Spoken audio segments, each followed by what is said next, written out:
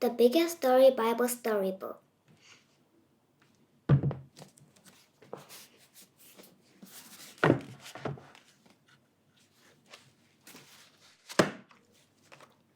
Chapter 5. A Table and a Tower. Genesis 10 to 11. The Bible is a big book that tells the biggest story. But that doesn't mean everything in the Bible is a story. There are also songs, poems, sermons, laws, letters, and lists. Most people skip the lists. They seem kind of boring, and they usually have names that even adults can pronounce. But the lists are really important. They tell us about families and where people came from, and how God can take care of everything and keep His promises.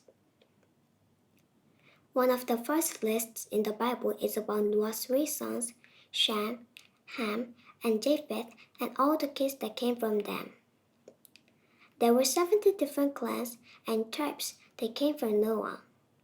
Sometimes this list is called the Table of Nations.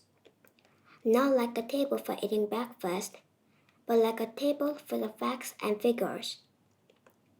It was God's way of saying, "Look at all these people in all these places, they all belong to me."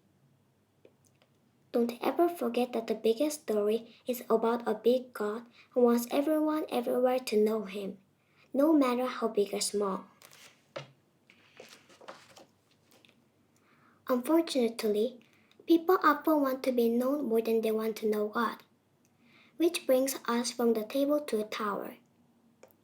The nations on the earth came up with what seemed like a great idea.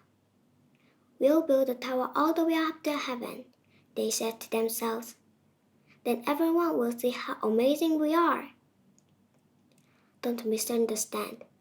God doesn't have a problem with big buildings, but He does have a problem with people who think they're bigger than Him. The nations wanted to be impressive as God, but God wasn't impressed.